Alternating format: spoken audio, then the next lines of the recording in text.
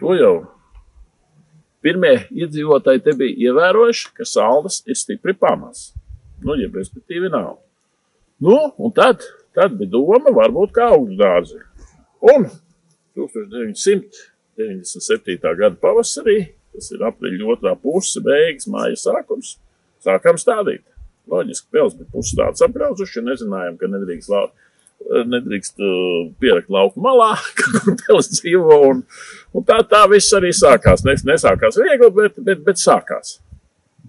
Nu, un tad pamazām, līdz mēs esam šobrīd izauguši līdz 11,5 hektāriem. Pirmie 3 dārzi jau tiek pārstādīti uz otro tūri.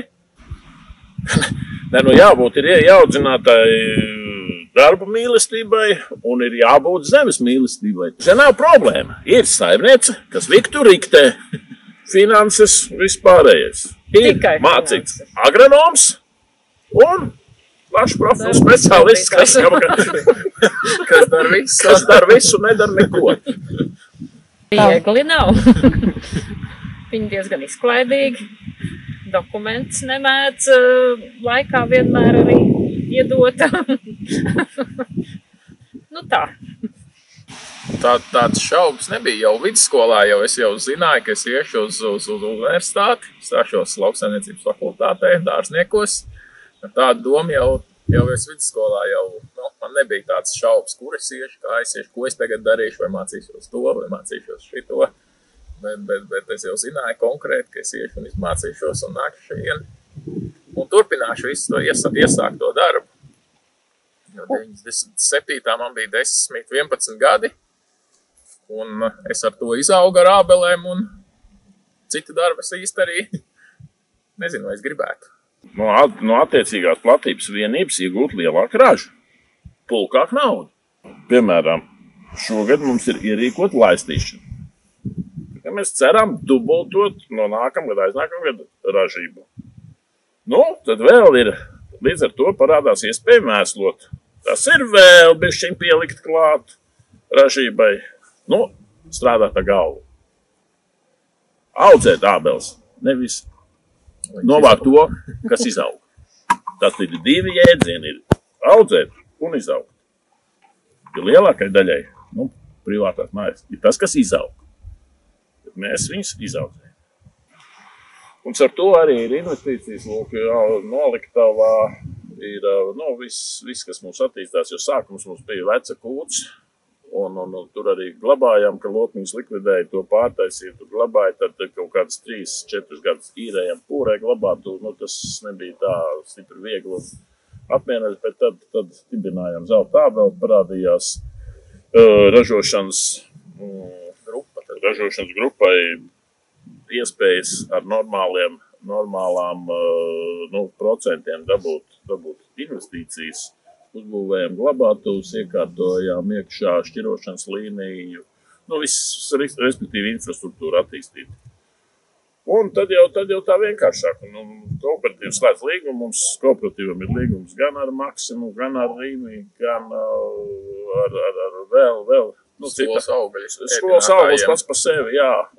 Bet cik mēs esam no visas Latvijas, ir gan Vidzeme, gan Sēlī, gan kurs. 10 saimniecības. 10, jā, mēs esam pa visu Latviju izmētāti. Un tad mēs varam tā nosekt, ja vienam nosalst, vienam noplūst. Tā kā mums pagājušajā gadā, piemēram, krusa sasita,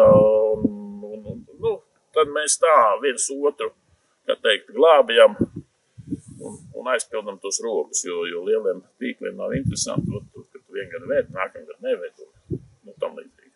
Kur braucam, turam acis vaļā. Parunājamies, paklausamies, pabraucam pa Latviju, pabraucam pa Eiropu, paskatāmies, kas notiek, ko dara. Piefiksē. Mājās to viens otram parāda, izstāsta. Paskatās, padomā. Mīļā māte Google vēl mums tagad ir nāk tālkā. Paskatāmies šo, paskatāmies to, varbūt ieviest. Varbūt tas ir tur tā. Aizbraucam, paskatāmies, jau uzzinām konkrēti, kaut kas tur notiek, kāds jā. Tā kā mainās. Grūti saprast. Kaut kas mainās.